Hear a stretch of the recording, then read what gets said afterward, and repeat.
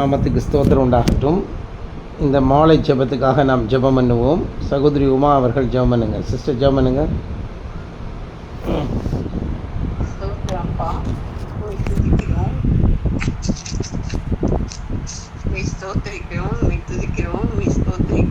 அருமையான தாய்களவே அப்பா ஸ்தோத்திரம். இது சமூகத்தை நான் துதிக்கிறோம்.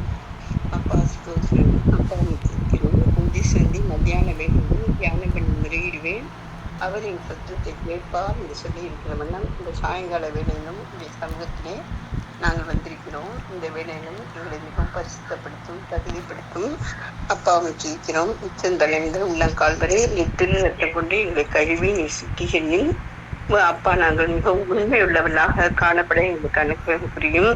அப்பாவை ஜெயிக்கிறோம். இந்த வேலையிலே கொடுக்கப்படுகிற வார்த்தைகளை நாங்கள் அப்பா ஸ்தோத்திரம் நன்மையும் செம்மையுமான இதயத்திலே பத்திரப்படுத்தி வைத்து அப்பா ஸ்தோத்திரம் நாங்கள் 100 அத்தனையான பலனை பெறத்தக்கதாக எங்களுக்கு அனுகிரகம் புரியும். இக்காலத்துக்குரிய செய்தியையும் செய்தியாளனையும் நாங்கள் அடையாளம் கண்டுகொள்ளவும் அப்பாவை துதிக்கிறோம். அப்பாவை துதிக்கிறோம். அப்பாவை துதிக்கிறோம். இதோ அப்பா ஸ்தோத்திரம் ஸ்தோத்திரம் கிழக்கிலிருந்து கிழக்கு வரைக்கும் இதோ போல் மனுஷகுமாரிய வரைக்கும் இருக்கும் என்பதெல்லாம் நாங்கள் இந்த நாளில் அப்பா அடையாளம் கட்டி கொண்டவும் அப்பான்னு எங்களுக்கு அனுகிரகம் புரியும். அப்பாவை துதிக்கிறோம். அப்பாவை துதிக்கிறோம். இப்பொழுது இந்த வார்த்தைகளானது ஒவ்வொருவருக்குள்ளும் போய் வல்லமையான கிரியை செய்யட்டும். ஒவ்வொருவருக்குள்ளும் ஒரு பெரிய மாற்றம் உண்டாகட்டும். அப்பாவை துதிக்கிறோம். பரலோக மன்னாவை பெற்று மிகுந்த சொல்லி முடியாத மகிழ்ச்சியால் ஒவ்வொருவரும் காணப்பட நீ அனுகிரகம் புரியும். இயேசுவின் நாமத்தில் பிதாவே ஆமென். ஆமென். ஒரு பாடலை பாடுவோம். நான் பாடுற அந்த பாட்டை துதித்து பாடிட பாத்திரமே துங்கவன் இயேசுவின் நாமம் அதே துதிகளின் மத்தியில் வாசம் செய்யும் தூயனே அம்மாய் தோத்தரிப்போமே அற்புதமே அவன் நடத்துதலே ஆனந்தமே பரமானந்தமே நன்றியால் உள்ளமே மிக பொங்கிடுதே நாம் அல்லேலூயா துதி சாற்றிடுவோம். கடந்த நாட்களில் கண்மணி போல் கருத்துடன் நம்மை காத்தாரே கர்த்தரையே நம்பி ஜீவித்திட கிருபையும் ஈந்ததால் தோத்தரிப்போமே அற்புதமே அவன் நடத்துதலே ஆனந்தமே பரமானந்தமே நன்றியால் உள்ளமே மிக பொங்கிடுதே நாம் அல்லேலூயா துதி சாற்றிடுவோம். இந்த வனாந்திர யாத்திரையில் இன்பரம் இயேசு நம்மோடு இருப்பார். போகையிலும் நம் வருகையிலும் புகலிடமானதால் தோத்தரிப்போமே அற்புதமே அவன் நடத்துதலே ஆனந்தமே பரமானந்தமே நன்றியால் உள்ளமே மிக பொங்கிடுதே நாம் அல்லேலூயா துதி சாற்றிடுவோம். கூகுள் மீட்டில் இது நடந்துட்டுருக்கு. கூகுள் மீட்டுக்கு வாங்க. கடந்த நாள் இந்த வனாந்திர யாத்திரையில் இன்பராம் இயேசு நம்மோடு இருப்பார். போகையிலும் நம் வருகையிலும் புகலிடமானதால் தோத்தரிப்போமே அக்கினி ஊடாய் நடந்தாலும் ஆழியின் தண்ணீரை கடந்தாலும் சோதனையே மிக பெருகினாலும் ஜெயம் நமக்கீந்ததால் தோத்தரிப்போமே அற்புதமே அவர் நடத்துதலே ஆனந்தமே பரமானந்தமே நன்றியால் உள்ளமே மிக பொங்கிடுதே நாம் அல்லேலூயா துதி சாற்றிடுவோம். வாஞ்சைகள் தீர்த்திட வந்திடுவார் வரும் என்றே நாம் அழைத்திடுவோம். வானத்திலே ஒன்று சேர்ந்திடும் நாள் கிருபையும் ஈந்ததால் தோத்தரிக்குமே அற்புதமே அவன் நடத்துதலே ஆனந்தமே பரமானந்தமே நன்றியால் உள்ளமே மிக பொங்கிடுதே நாம் அல்லேலூயா துதி சாற்றிடுவோம். ஆமென். அருமையான இந்த மாலை வேலை ஜெபத்துக்காக ஜெபம் ஸ்தோத்தரிப்போம். நாம் தேவ சமூகத்திலே நாம் ஜாக்கிரதையாக இருந்து இந்த நாட்களில் நாம் விழித்து கொள்வோமாக. ஸ்தோத்திரம். ஆமாம், வசனங்களை நாம் இந்த நாட்களில் படிப்போம். வசனத்தை நம்ம படிக்கிறதுக்கு நம்ம ஆயத்தமாகவும். ஸ்தோத்திரம். இந்த மாலை ஜெபமானது தேவன் நமக்கு ஒவ்வொரு சனிக்கிழமையும் கொடுக்குறாரு. இப்போ இந்த நாட்களில் தேவ சமூகத்தில் என்ன செய்வோம்? ஆமாம், இந்த நாட்களில் என்ன செய்தி இன்றைக்கி நம்ம ஈவினிங் பார்க்கணுன்னா, இந்த கடைசி காலத்தில் நாம் ஜாக்கிரதை உள்ளவர்களாக இருக்க வேண்டும், விழிப்புள்ளவர்களாக இருக்க வேண்டும். அதுதான் எச்சரிக்கை உள்ளவர்களாக இருக்கணும்னு சொல்லி தேவன் நமக்கு கொடுத்துருக்கிறார். ஆமாம், அதை தான் நம்ம பார்க்க இருக்கணும். எச்சரிக்கை உள்ளவர்களாக இருங்கள், மனுஷர்களுக்கு எச்சரிக்கை உள்ளவர்களாக இருங்கள் அப்படிங்கிற வசனம் அது எங்கே இருக்குன்னு தான் நம்ம தேடி பார்ப்போமே. எச்சரிக்கை உள்ளவர்களாக இருங்கள் என்று இயேசு கிறிஸ்து சொன்ன அந்த வசனங்கள் எங்கே இருக்கிறது வேதத்திலே? அதை எடுத்து சொல்லு. எச்சரிக்கை உள்ளவர்களாக இருங்கள் என்று இயேசு கிறிஸ்து சொன்ன வசனங்கள் பைபிள்ல நிறைய இடங்கள்ல இருக்கு. சில முக்கியமான வசனங்கள் மத்தேயு 24:4, மார்க்கு 13:5, லூக்கா 21:8 மற்றும் லூக்கா 12:15. இந்த வசனங்கள்ல இயேசு வஞ்சிக்கப்படாமல் இருக்கவும், விழிப்போடு இருக்கவும், பேராசையை தவிர்க்கவும் எச்சரிக்கிறார். உங்களுக்கு இந்த வசனங்கள் பற்றி இன்னும் டீட்டெயிலாக ஏதாவது தெரியணுமா? அந்த வசனங்கள் ஒவ்வொன்றையும் படித்து காண்பி. நீ சொன்ன அத்தனை வசனங்களும் இப்போ நிறைய இருக்குது. நீ சிலதை பொறுக்கி கொடுத்த இல்லையா? அந்த வசனங்களினுடைய வசனத்தை சொல்லி, அதிகாரத்தை சொல்லி நீ இப்பொழுது அந்த வசனத்தை படித்து காண்பி.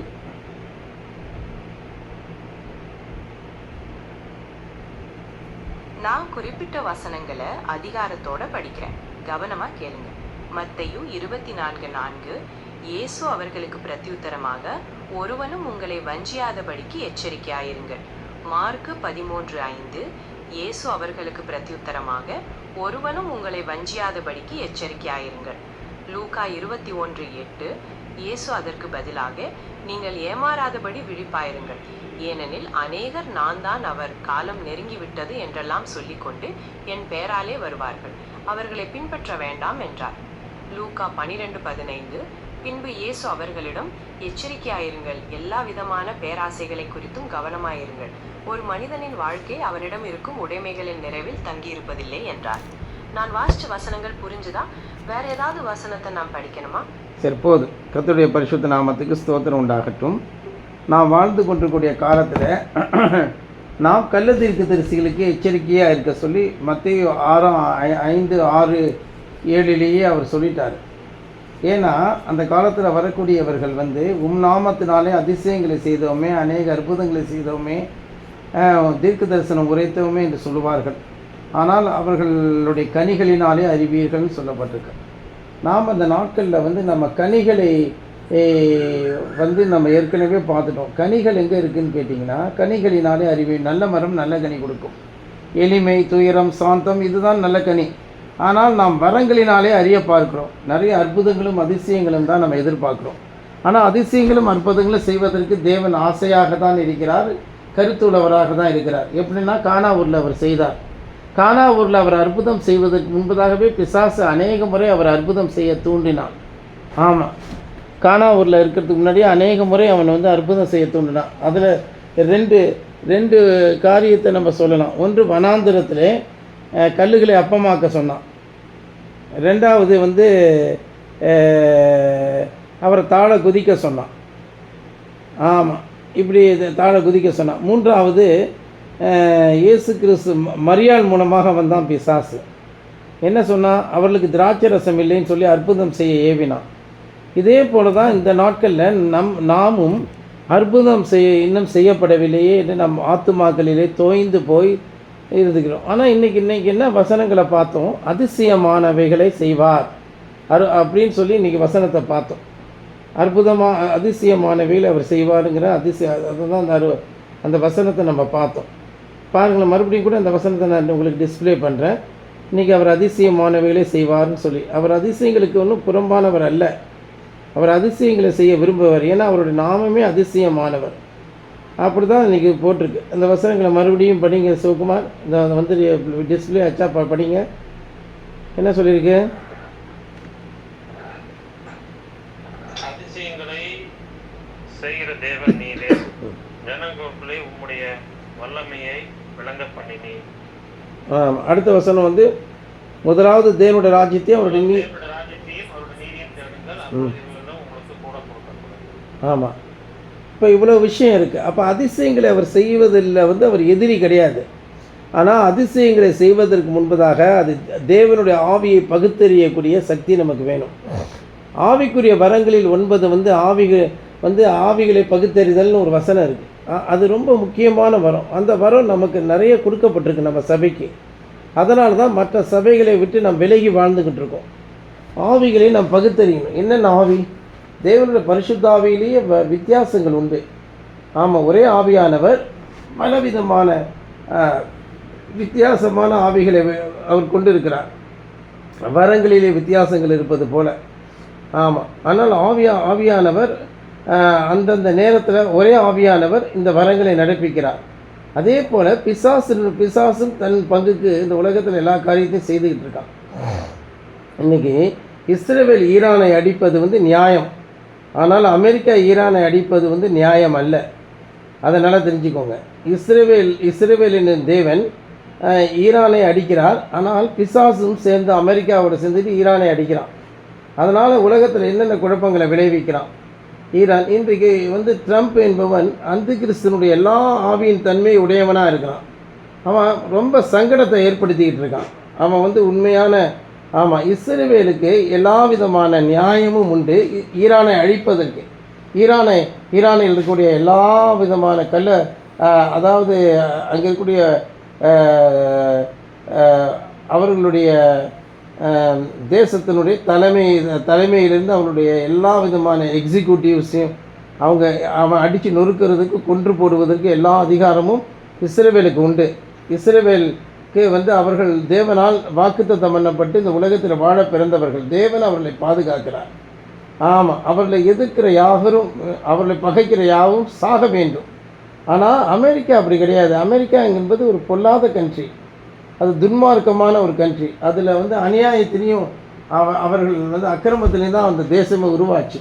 ஏனென்றால் இங்கிலாந்து ஐரோப்பாக்காரர்கள் உலகம் எங்குமே அவர்கள் புது வழிகளை தேடி பல தேசங்களை காலனிமயமாக்கினார்கள். இந்தியாவை எடுத்துக்கிட்டிங்கன்னா எல்லாம் பிரெஞ்சுக்காரர்கள் வந்து பாண்டிச்சேரியை பிடிச்சிக்கிட்டாங்க.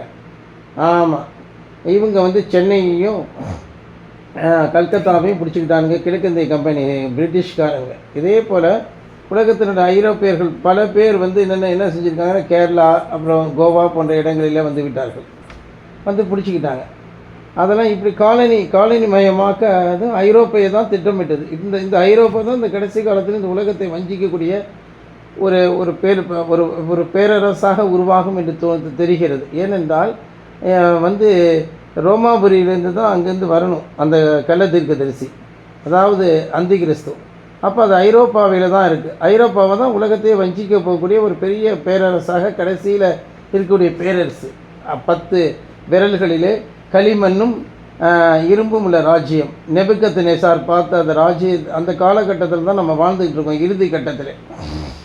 அன்பானவர்களே, தேவன் அப்போ தான் நம்மளை குறித்து நம்ம வந்து ஒவ்வொருத்தரை குறித்து எச்சரிக்கையாக இருக்க சொல்கிறார். இந்த காலகட்டத்தில் தேவன் அதிசயங்களையும் அற்புதங்களையும் செய்வதற்கு ஏன் தாமதிக்கிறார் என்றால், அவர் வில்லியம் மரியன் பிரென்ஹாம் மூலமாக அதிசயங்களையும் அற்புதங்களையும் செய்து விட்டார். அதன் பிற்பாடு அதை பின்பற்றி லாரி என்பவன் தன்னை கிறிஸ்து என்று அறிவித்து கொண்டு அவன் வந்து என்ன செய்தான், அவன் அந்த வரங்களை மாத்திரம் வைத்துக்கொண்டு தன்னை கிறிஸ்துன்னு அறிவித்தான். நாம் வந்து அந்த வரங்களை மாத்திரம் இல்லாமல் கனிகளை வைத்து கொண்டு அவருடைய கனிகள் நம்மிடத்தில் இருக்கிற அப்படின்னா கிறிஸ்து நம்மிடத்தில் தான் இருக்கிறான் என்று நாம் கூறுகிறோம்.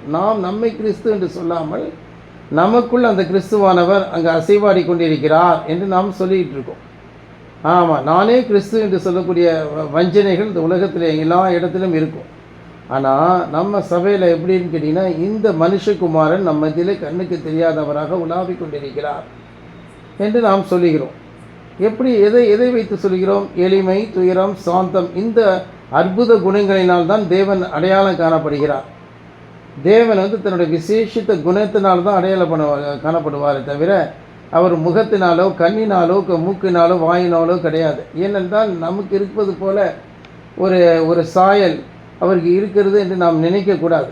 அவர் மனுஷனை தமது சாயலை தமது ரூபத்தின்படி உருவாக்குனது வந்து வார்த்தையானவர் தன்னை வந்து ஒரு ரூபகாரப்படுத்தி அந்த சாயலை கொடுக்குறார். ஆனால் அந்த சாயலெல்லாம் நம்ம யாரும் பார்க்க முடியாது. ஆமாம், அதெல்லாம் பார்ப்பதற்கக்கூடிய அளவுக்கு நமக்கு ஞானமோ அறிவோ புத்தியோ தகுதியோ அந்த அந்த பரிமாணங்களோ நமக்கு கிடையாது. பரிமாணங்கள் கிடையாது. மனுஷரில் ஒருவரும் காணக்கூடாதவரும் கண்டிராதவரும் இது வரைக்கும் எவனுமே அவர் பார்த்தது கிடையாது. மோசையை பார்த்தது கூட அவர் பின்புறத்தை தான் பார்த்துருக்கேன்னு தான் சொல்கிறான். அதுவுமே வார்த்தையானவருடைய ரூபத்தை தான். அனாதி தேவன், அதரிசனமான தேவனை எப்படி நாம் பார்க்க முடியும்? ஆவியான தேவனுக்கு ரூபம் ஒன்றும் இல்லையே, ரூபம் இல்லையாதலால் சொரூபமும் இல்லையே. இந்த வெளிப்பாடெல்லாம் வந்து என்ன துலுக்கங்களுக்கு கிடையாது. அவங்க வந்து அவங்களோட தொழுகையெல்லாம் அருவருப்பானது, அவங்க வாழ்க்கையே அருவருப்பானது. அவங்க உருவம் இல்லாத தெய்வத்தை வணங்குகிறான்னு சொல்லி யாரும் நம்பி மோசம் போகாதீங்க. ஆவியோடும் உண்மையோடும் அவரை தொழுது கொள்ளக்கூடியவர்கள் தான் உண்மையானவர்கள். அதுதான் இந்த சபை. நாம் வந்து நாளை தினம் ஆராதிக்க போகிறோம். இன்றைய தினம் நிறைய வந்து முழங்கால் படிட்டு ஜெபம் பண்ணுங்க. நாளை தினம் நாங்கள் ஆவியோடும் உண்மையோடும் நாங்கள் தொழுது கொள்ள வேண்டும் என்று சொல்லி ஒரு அரை மணி நேரமாவது உண்மையாக ஆயத்தப்படுங்க. கண்ட காரியத்தையும் பார்க்காதீங்க. காமமான காரியத்தை வீடியோ பார்க்காதீங்க. ஆறுமுகத்துக்கு நான் சொல்கிறேன், நாம் வந்து உலக கவலையில் ஈடுபடாதீங்க. தேவன் நமக்கு தீமை செஞ்சிட்டாருன்னு சொல்லிட்டு மனசுக்குள்ளே யாரும் மனத்தாங்கள் அடையாதீங்க, வருத்தப்படாதீங்க. தேவன் நாளை தினம் நம்ம கூடி வரப்போகிறோம். அந்த ஆராதனை முக்கியப்படுத்துங்க. ஆமாம், வெயிலுடைய வெம்மையை தேவன் குறைக்கத்தக்கதாக நம்ம வேண்டிக் கொள்வோம். எது எப்படியோ தேவனை வந்து நம்ம தேட போகிறோம். தேவனை நம்ம என்ன செய்ய போகிறோம்? நாம் தேட போகிறோம். நாம் உபவாசித்து ஜெபிக்க போகிறோம். நாளைக்கு காலையில் உபவாசத்தோடையே வாங்க எல்லாருமே. காலையில் முடிஞ்சவங்க, சில மருந்து சாப்பிட்றவங்கள நான் வந்து யாரையுமே நான் கம்பல் பண்ண மாட்டேன். காலையில் உபவாசித்து மத்தியானத்தில் வந்து அங்கே செய்யக்கூடிய ஆகாரத்தை செஞ்சு சாப்பிடுவோம். ஆமாம், நம்ம இங்கே கொண்டு வரக்கூடிய அந்த ஆகாரங்கள் அங்கே வந்து நமக்கு வைக்கப்பட்டு நம்ம நல்ல விதமாக அதை சாப்பிடுவோம் அன்பானவர்களே. ஆமாம், காலையில் உபவாசம் இருந்து ஜெபிப்போம். நாம் கருத்தாக ஜெபிக்கணும். ஏன்னா உலகம் கொடிய வஞ்சனைக்குள்ளாக போய்விட்டது.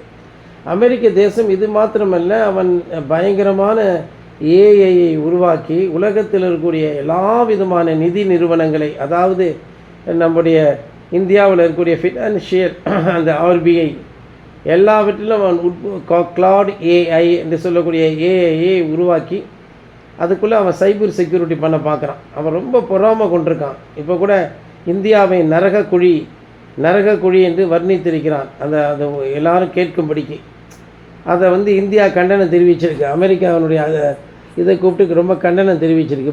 இப்படிலாம் முட்டாள்தனமாக பேசக்கூடாதுன்னு சொல்லிட்டு. ஆனால் வந்து அவனுடைய இதை அவ்வளோ கடுமையாக, அது வந்து சாதாரணமாக நம்ம நினைக்க முடியாது. இந்தியா மேலே அவ்வளோ காழ்ப்புணர்ச்சி கொண்டிருக்கான் யார்? ட்ரம்ப். எந்த நேரமும் இந்தியாவுடைய வளர்ச்சி அவனுக்கு பொறுக்கலை. எந்த நேரமும் அங்கே உள்நாட்டிலையுமே வீழ்த்த தான் பார்க்குறாங்க. உள்நாட்டிலையும் ஸ்டாலின், ராகுல், மம்தா போன்ற கம்யூனிஸ்டுகள், இன்னும் ஆம் ஆத்மி போன்ற துன்மார்க்கமானவர்கள் ஒன்று சேர்ந்து எப்படியாவது இந்த நாட்டுக்கு கெட்ட பேர் வந்து நாடு நாசமாக போனாலும் பரவாயில்ல அப்படின்னு சொல்லிட்டு மோடி மேலே உள்ள பகைமையை கொண்டு தேசத்தையே அவங்க பகைக்கிறாங்க. அவர்கள் வந்து இப்படிப்பட்ட அமெரிக்காவோட கைக்கூலிகளாக இருக்காங்க. இப்போ தேசம் நம்முடைய காசுகளெல்லாம் சூறையாடி விடுவார்கள் அவர்கள். ஆமாம், நம்முடைய காசுகள் பணங்கள் எல்லாம் பேங்க்கில் சேர்த்து வச்சுருக்கோமா, பேங்க் லாக்கில் நம்ம நகைகள் வச்சுருக்கோமா, அதை அப்படிப்பட்ட ஒரு பொல்லாத ஏஐ சார்ந்த Claude AI CLAUD Claude AI என்பதை வச்சு பயங்கரமான அவன் வந்து அவளை ஒவ்வொரு நேரமும் நம்ம விழிப்புணர்வோடு இருக்கணும். ஆனால் தேவன் நம்ம நகரத்தை காவல் செய்கிறபடினால், நம்முடைய தேசத்தை காவல் செய்கிறபடினால் அது வந்து அந்நியர்களால் ஒன்று செய்ய முடியல. பாகிஸ்தான், பங்களாதேஷ், ஸ்ரீலங்கா, சைனா, அமெரிக்கா, இன்னும் யூரோப் கண்ட்ரிகள் நம்ம நாட்டுக்கு விரோதமாக நிறைய பிரச்சனைகளை கட்டவிழ்த்து விட்டுருக்காங்க. எந்த பக்கம் திரும்பினாலும் பிரச்சனைகள். ஆனாலும் அதன் மத்தியில் பாதுகாக்கப்படுறது வந்து நம்முடைய ஜெபம்தான். தேசத்துக்காக அப்படி நாம் ஜெபித்து கொண்டிருக்கிறோம். இதுதான் அதிசயங்களை தேவன் செய்கிறார். அவர் பெரிய காரியத்தை செஞ்சிட்ருக்கிறார். நமக்காக, நம் தேசத்துக்காக அவ்வளோ பெரிய காரியத்தை செஞ்சிட்ருக்கிறார். இது கூட உலக பிரகாரமான ஒரு பிரச்சனையாக போயிடும். ஆனால் ஆவிக்குரிய பிரகாரம் நாம் வஞ்சிக்கப்படவோ ஏமாற்றப்படவோ கூடாதபடிக்கு மனுஷகுமாரன் நமக்கு பாதுகாவலாக நம் மத்தியில் இருக்கிறார். அன்பானவர்களே, அந்த மனுஷகுமாரனை நாம் மதிக்க கற்றுக்கொள்வோம். நம் மத்தியில் என்ன நீங்கள் என் மேலே எவ்வளோ வேணாலும் உங்களுக்கு கோபம் வரட்டும். ஆனால் அந்த மனுஷகுமாரன் மேலே உங்களுக்கு கோபம் வரக்கூடாது. அவர் நம் மத்தியில் இருக்கிறார், அசைவாடி கொண்டிருக்கிறார். அவர் தான் நம்மளை இயக்கி கொண்டிருக்கிறார். அவர்கிட்ட மன்றாடுவோம். என்னுடைய வியாதியை நீக்க ஆண்டவரே, நான் மனத்தாங்கள் அடைவதற்குரிய என்னிடத்தில் தவறு நிறைய இருக்கிறதுன்னு சொல்லி தவறு அறிக்கை செய்யுங்க. ரிகன்சீல் பண்ணுங்கள், ரிப்பன்டன்ஸ் பண்ணுங்கள். ஆமாம், நம்ம என்னென்ன குறைகளை பண்ணிகிட்ருக்கோம் அது புரிஞ்சுக்கோங்க. ஆமாம், நாம் வந்து பெருமையாக இருக்கவே கூடாது.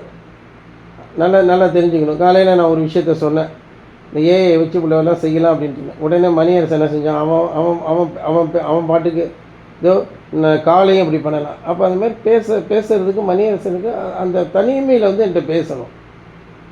நான் அந்த மாதிரி காலெல்லாம் இது பண்ணுறேன்னு அப்படின்னு அவன் அப்படி சும்மா வந்து அவன் அப்போ மணியரசனுக்குள்ளே ஒரு பெருமை இருக்குது.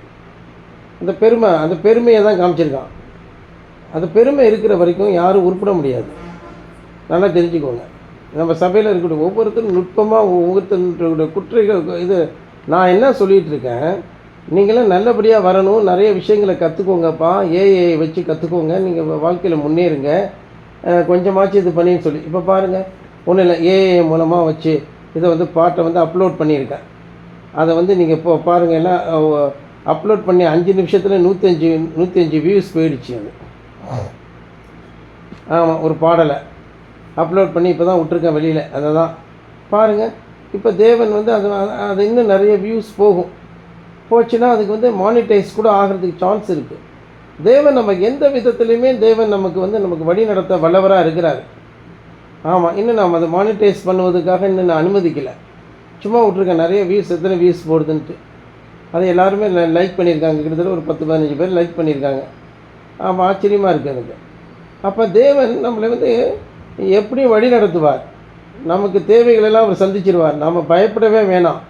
கர்த்தர் ஒருத்தனுடைய வீட்டை கட்டணுங்கிறது கர்த்தருடைய தீர்மானம். ஒரு நாட்டை காப்பாற்றுறது, நாட்டையும் நகரத்தை காப்பாற்றுவது அவருடைய தீர்மானம். அப்புறம் நமக்கு வருத்தத்தின் அப்பத்தை கொடுக்க மாட்டார், நல்ல அப்பத்தை தான் கொடுப்பார். இந்த மூன்றிலுமே பிரயாசம், கண்விழிப்பு, வருத்தம் மூன்றையுமே நீக்கி நமக்கு நித்திரையை கொடுப்பார். நித்திரை என்றால் இளைப்பாறுதல். நாம் தூங்கிட்டு இருப்போம், சும்மா இருப்போம், கர்த்தர் நமக்காக யுத்தம் செய்வான்னு அர்த்தம். பலவான் கையில் அம்புகளுக்கு ஒப்பான பிள்ளைகளை கொடுப்பார்.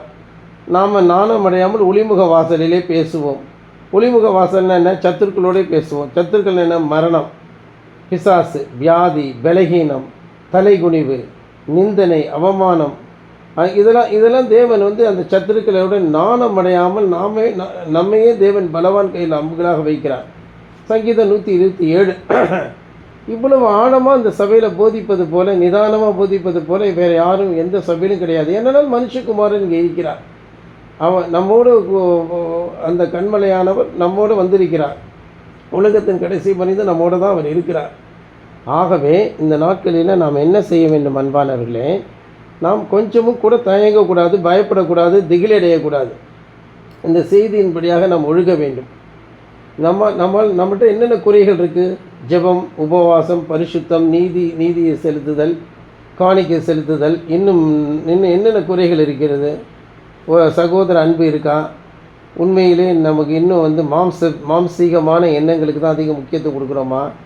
இன்னும் நம்ம சுவிசேஷத்தை பிரசங்கிப்பதற்கு நமக்கு போதுமான அளவுக்கு நமக்கு தைரியம் வரலையா? போகிற இடத்துல மற்றவங்களை வந்து நம்மளை விட உயர்வாக எங்கேயுமே கிடையாது. நல்லா தெரிஞ்சுக்கோங்க, இந்த சபையை விட உயர்ந்த சபை எங்கேயுமே கிடையாது. எந்த ஊரில், எந்த தேசத்தில் போனாலும் அங்கே சுவிசேஷமே கிடையாது. எல்லாமே அங்கே வஞ்சகம் தான் இருக்குது.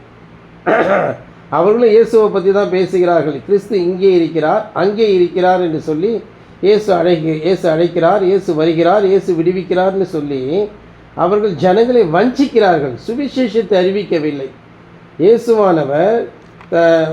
இயேசுவானவரும் அவருடைய சீஷர்களும் எல்லாவற்றையும் விட்டு அவர்கள் ஊழியத்துக்கு வந்தார்கள்.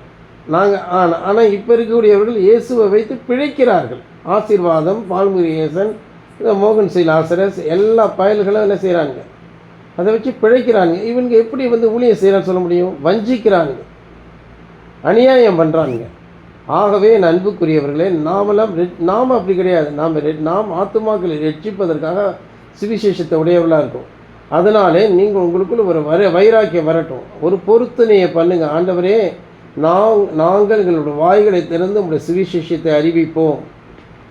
வைராக்கியம் கொள்ள முதல்ல உங்களுக்குள்ள இந்த சுவிசேஷம் வந்து ஒரு உத்வேகம், ஒரு இன்ஸ்பைரேஷனை கொடுத்தா தான், ஒரு நம்பிக்கை, ஒரு ஒரு வேத வாக்கியங்களுடனாக ஒரு உயிர் மீட்சியை, ஒரு எழுப்புதலை, ஒரு ரிவைவலை தந்தால்தான் நீங்கள் வந்து அதை மற்றவர்களுக்கு சொல்ல முடியும். உங்களுக்குள்ளே நீங்கள் இன்னுமே மத்திய 5லும் ப்ராக்டிஸ் ஆகாமல் மத்திய 6 படி மாய்மாலக்காரர்களாக இருப்போம் என்றால் நாம் எப்படி அந்த காரியங்களை வந்து சொல்ல முடியும்? நாம் எல்லா சகலத்தையும் வெறுத்து எல்லாவற்றையும் நாம் வந்து சிலுவையை சுமந்து கொண்டு அவரை பின் சென்றால் அன்றி இது சாத்தியமாகாது. நாம் யாருக்கு கடனாளிகள் அல்ல. மாம்சத்தின்படி நடப்பதற்கு நாம் மாம்சத்துக்கு கடனாளி அல்ல. நாம் தாய் தகப்பனுக்கோ சகோதர சகோதரிகளுக்கோ மனைவிக்கோ பிள்ளைகளுக்கோ நம்முடைய சொந்த மாம்சத்துக்கோ நாம் கடனாளிகள் அல்ல. ஆமாம், சுரேஷ் ரொம்ப தன்னுடைய மனைவிக்கு அடிமையாக இருக்கிறான். இந்த சபை விட்டு போனவர்களெல்லாம் உலகத்துக்கு அடிமையாக இருக்கிறார்கள். கண்களின் இச்சை, ஜீவனத்தின் பெருமை, மாம்சத்தின் இச்சைக்கு. நாம் அப்படி அல்ல அன்பானவர்களே. நாம் நம்முடைய தேவன் அதிசயங்களை செய்வதற்கு நாம் நம்மை ஒப்பு கொடுப்போம். கர்த்தர் தாமே நம்மளை ஆசீர்வதிப்பாராக. இந்த செய்தி நமக்குள்ளே ஒரு வைராக்கியத்தை எழுப்பட்டும். நிச்சயமாக தேவன் அதிசயங்களையும் அற்புதங்களையும் நமக்கு செய்யக்கூடிய காலம் வந்துவிட்டது. நாம் இயேசு கிறிஸ்து செய்த அதே கிரியைகளை செய்வோம். அதைவிட இன்னும் அதிகமான கிரியைகளையும், அதைவிட அந்த காலத்துக்கு மறைக்கப்பட்ட கிரியைகளையும் இப்பொழுது நம்ம செய்வோம். ஆமாம், இந்த நாட்களிலே இழந்து போன அவயவங்கள் உருவாகும். அதே போல் சிருஷ்டிப்புகள் நிகழும். இன்னும் நாம் எண்ணி பார்க்காத அதிசயங்களையும் மேன்மைகளையும் தேவன் நமக்கு செய்வார். கர்த்தர் நம்மளை ஆசீர்வதிப்பாராக. நாம் ஜெபம் பண்ணுவோம். சிவகுமார் ஜெபம் பண்ணுங்க.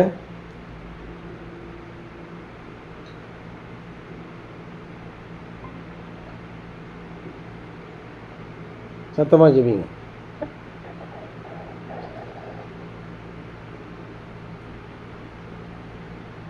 ஜெபம் கேட்கல, சத்தமாக ஜெபம் பண்ணுங்க.